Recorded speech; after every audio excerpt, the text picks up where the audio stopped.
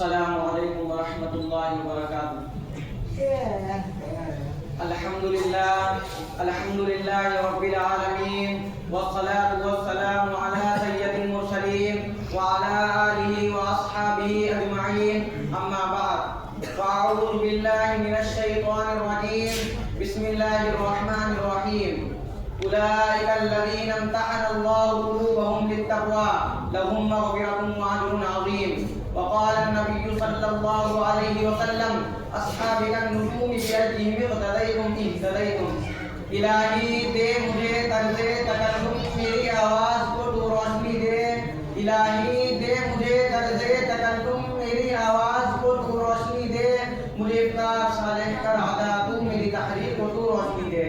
لائق صدر احترام معزز سامعین، آج کے اس باوقار جلسے میں ان اصحاب خیر کا تذکرہ ہوگا جن کے بارے میں اللہ جل جلالہ و امن اوالہ نے ارشاد فرمایا، یہ وہ لوگ ہیں جن کے دلوں کو اللہ پاک نے تقوی کے لیے خالص کر دیا اور ان کے لیے مغفرت کا اعلان اور اجر عظیم ہے۔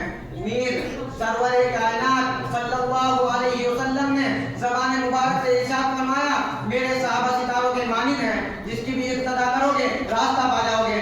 دوستو، خالق و مالک کا دستور رہا ہے کہ انسانوں کی ہدایت کے لیے رسولوں کو بھیجتا رہا، چنانچہ حضرت آدم علیہ السلام کو بھیجا، حضرت نوح علیہ السلام کو بھیجا، حضرت موسیٰ علیہ السلام کو بھیجا، حضرت عیسیٰ علیہ السلام کو بھیجا۔ آخر میں شہنشاہ بدھا، تاجدار مدینہ، سرور کائنات، خاتم الانبیاء محمد صلی اللہ علیہ وسلم کو بھیجا۔ اب نبیوں کا سلسلہ ختم، رسولوں کا سلسلہ ختم، قیامت تک کوئی نبی آنے والا نہیں۔ یہ دین آخری دین ہے، یہ شریعت آخری شریعت ہے، یہ مذہب آخری مذہب ہے۔ یہی وجہ ہے کہ اللہ پاک نے آپ صلی اللہ علیہ وسلم کو صحابہ کی وہ پاکیزہ اور مقدس ذمہ عطا فرمائی کہ جس نے مذہب اسلام کو زندہ کرنے اور پھیلانے میں تن من دھن کی بازی لگا دی۔ چنانچہ تاریخ شاہد ہے کہ ان سچے جانکاروں نے دین اسلام کی خاطر وہ قربانیاں پیش کی ہیں جس کے نظیر پیش کرنے سے عالم انسانیت تہیدار اور خالی ہے۔ یہی وہ صحابہ ہیں جنہوں نے حکم خداوندی اور پیغام محمدی کو عام کرنے کے لیے گردنیں کٹا دی، عورتوں کو بیوہ، بچوں کو یتیم کر دیا۔ محترم حضرات، صحابہ کرام کی جماعت وہ جماعت ہے جس کو رب کائنات نے درسگاہ نبوت کے لیے منتخب فرمایا، ہادی اعظم صلی اللہ علیہ وسلم کو ان کا معلم بنایا اور کتاب ہدایت کو اخبار عطا فرمائی۔ علامہ الغیوب نے خود ان کا امتحان لیا، صحابہ کا یہ مقدس گروہ امتحان میں پورا اترا۔ خداوند قدوس نے انعام میں رضی اللہ عنہم ورضوا عنہ کا مدعا سنایا۔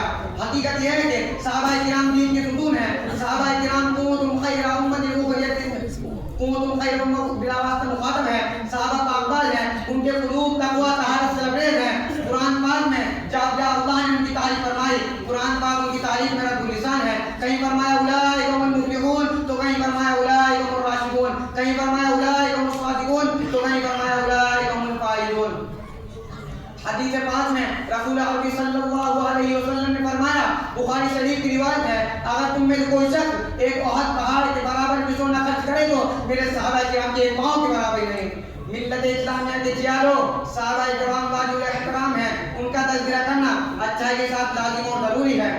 یہ وہ صحابہ ہیں جنہوں نے دین اسلام کے لیے زندگی وقف کر دی تھی۔ یہ وہ صحابہ ہیں جنہوں نے آفتاب ہدایت سے بلا واسطہ نور حاصل کیا تھا۔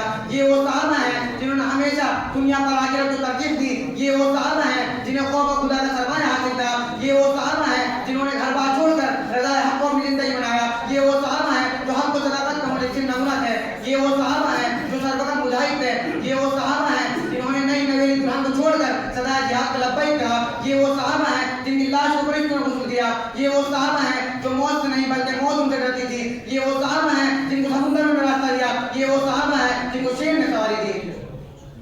یہی وجہ ہے کہ دربار رسالت سے ان کو اصحاب النجوم کا مدعا ملا۔ قرآن نے ان کی تعریف کی، اللہ نے ان کی تعریف کی، رسول نے ان کی تعریف کی۔ مگر اے مذہب اسلام کے مت والوں، آج سے 1400 سال پہلے خاتم الانبیاء محمد صلی اللہ علیہ وسلم زبان مبارک سے ارشاد فرما رہے تھے، میری امت 73 فرقوں میں تقسیم ہوگی، ہر فرقہ ناری اور جہنمی ہوگا، مگر ایک فرقہ نجات پانے والا ہوگا۔ نجات پانے والا فرقہ وہ ہوگا جو میرے اور میرے صحابہ کے نقش قدم پر گامزن ہوگا۔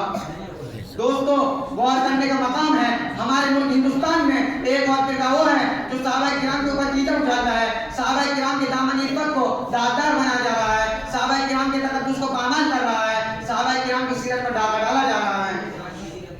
کہیں عثمان غنی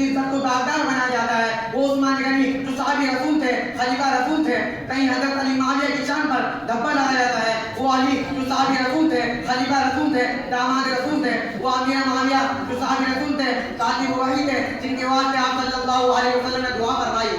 کہیں حضرت علی کو گالی دیتے تھے. کہا جاتا ہے انہوں نے قرآن و سنت کی صریح طور پر مخالفت کی. انہوں نے مال غنیمت کی تقسیم میں کتاب اللہ اور سنت رسول اللہ کی خلاف ورزی کی.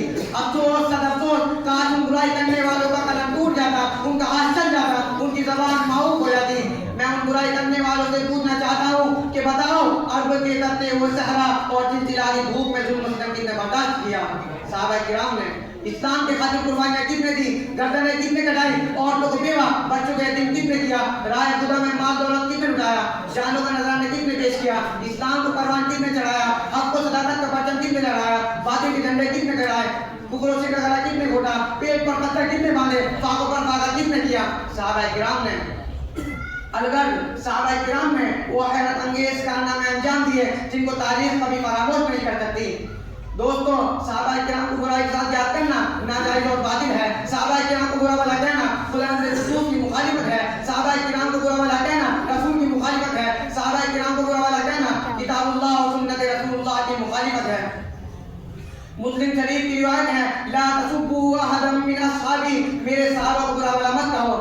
دوستو, حیرت کا مقام ہے دنیا کی سب سے مقدس کتاب قرآن پاک کو کنتم خیر امت اخرجت للناس کہہ کر خیر امت کے لقب سے نواز رہا ہے. قرآن پاک کو رضی اللہ عنہم ورضوا عنہم کہہ کر ان سے اللہ کی رضامندی و خودنوردی کا اعلان کر رہا ہے. قرآن پاک کو وکلا وعد اللہ الحسنی کہہ کر ان کو جنت کا سرٹیفکیٹ دے رہا ہے. قرآن پاک کو وکلا وعد اللہ الحسنی کہہ کر ان کو جہنم سے دور ہونے کا اعلان کر رہا ہے. مسلمانوں یاد رکھو, صحابہ کرام کو برائی کرنا ضلالت ہے, گمراہی ہے, جو کہ قرآن حق ہے, رسول حق ہے. آپ جو تعلیمات اور احکام لے کر آئے ہوئے ہیں یہ تمام چیزیں حق ہیں. لہذا جو شخص صحابہ کی ذات کو نشانہ بناتا ہے وہ قرآن سنت کو باطل کرنا چاہتا ہے. دوستو, آؤ ہم سب مل کر اس بات کا عہد کریں گے, صحابہ کے تقدس کی عبادت کریں گے اور تعلیم و حیات اسلام کی پاسبانی کریں گے. دعا کیجیے خالق اور دوست ہمیں پورے عالم کے مسلمانوں کو عقیدے کی سلامتی عطا فرمائے اور اللہ پاک ہم سب کو رضی اللہ عنہ و رضوا عنہ کا احسان نصیب فرمائے.